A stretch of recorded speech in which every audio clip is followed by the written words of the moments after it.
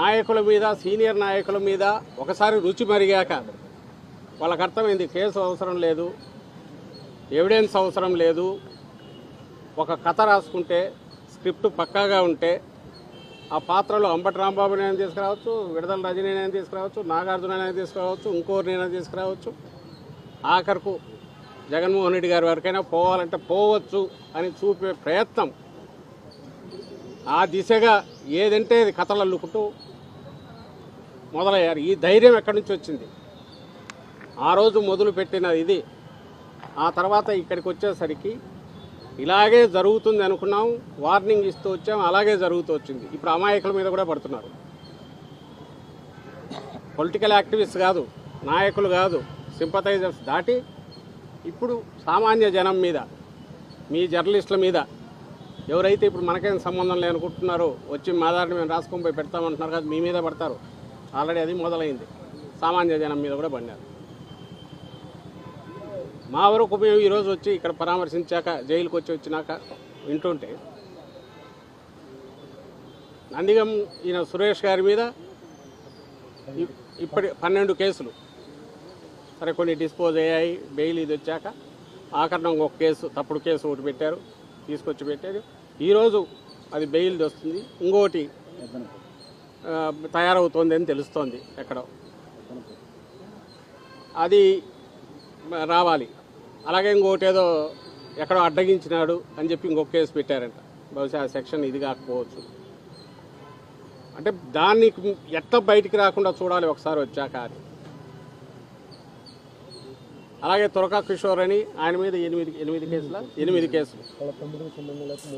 వాళ్ళ తమ్ముడికి అసలు సంబంధం లేదు, బెంగళూరులో ఎక్కడ ఉంటాడు, ఆయన మీద 3 కేసులు. ఆయన మున్సిపల్ చైర్పర్సన్గా చేశాడు మాచర్లకు. లేటెస్ట్ వచ్చి ఇంకో రిపోర్టర్ 2 కేసులు అక్కడ పెట్టారు. ఈయన మీద విచిత్రమైంది అంటే కిషోర్ మీద లేటెస్ట్ 2023లో తెలుగుదేశం పార్టీ నాయకుడి ఇంట్లో 30,000 దొంగతనం చేశాడట మున్సిపల్ చైర్పర్సన్. ఆ కేసు నిన్న 28, అంటే ఇది బెయిల్ వచ్చి ఇంకా రిలీజ్ అవుతాడు కానీ 28వ తేదీ కంప్లైంట్ తీసుకొని 23లో పెట్టే ఇన్సిడెంట్ జరిగిందని 28 మే కంప్లైంట్ తీసుకొని ఇమ్మీడియట్ పీటీ వారెంట్ తీసుకొని అది ఒక కేసు పెట్టేశారు. ఏది దొంగతనం అని 30,000 రూపాయలు మున్సిపల్ చైర్మన్ పై ఇట్లా దొంగతనం చేశారు. అంటే బియాండ్ రీజన్, చెప్పేది నమ్ముతారా లేదా కూడా ఇప్పుడు పట్టించుకోవట్లా, అవసరం లేదు వాళ్లకు. ఇప్పుడు ఇక్కడ వచ్చి మాట్లాడుతుండగానే మీ జోబులో ఇది ఈయన తీసాడనో, అక్కడేదో లాగాడనో తీసైనా ఇంకో జోబులోంచి ఈయన తీసాడనో కేసు పెట్టేయచ్చు. ఇది 2 ఏళ్ల తర్వాత పెట్టచ్చు, 5 ఏళ్ల తర్వాత పెట్టచ్చు. అంటే మేము 4 ఏళ్ల తర్వాత వచ్చి ఏం చేయొచ్చో ఇప్పుడు చెప్తున్నారు. దానికి దారి ఈరోజు వేస్తున్నారు. వీటి పరాకాష్ట మనం చూస్తే సామాన్యుల మీద పడుతుంది. ఎప్పుడైతే రీజను, రైము, రీతం ఏమి అక్కర్లేదు, ఓ రేషనల్ అక్కర్లేదు, ఒక ఆధారం అక్కర్లేదు, పొగ కూడా అవసరం లేదు, మనకు ఒక కథ స్క్రిప్ట్ తయారైతే చాలు. ఆ స్క్రిప్ట్ కూడా మళ్ళీ అది హాచ్పాచే, ముందేం తయారు చేసుకోవాల్సిన అవసరం లేదు, మొదలు పెట్టాక యాడ్ చేసుకుంటూ పోవచ్చు. దాని పరాకాష్ట ఈ మధ్య మనం తెనాలిలో చూసింది. ఒక్కసారి చట్టాన్ని ఇంప్లిమెంట్ చేయాల్సిన వాళ్ళను విశృంఖలత్వానికి అలవాటు చేశాక, పొలిటికల్ అవసరాల కోసం వాళ్ళని వాడడం మొదలుపెట్టాక, ఆ తర్వాత ఎవరి కంట్రోల్లో ఉండకుండా ఎట్లుంటుందనేది సంవత్సరానికే, ఈ పాలన వచ్చిన సంవత్సరానికే మన కళ్ళగట్టినట్టు చూపిస్తున్నారు.